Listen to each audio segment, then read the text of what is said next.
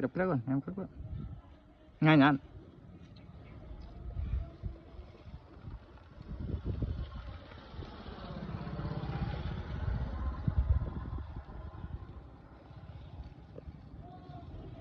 làm tiếng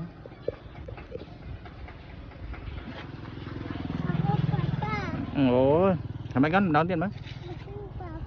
con bà đây lấy mới có nè đây là lạnh ô này đây tên gì vậy đây tên chị này ôi mấy mấy ba mông này mấy ba mông này còn ba mông nè còn ba mông nè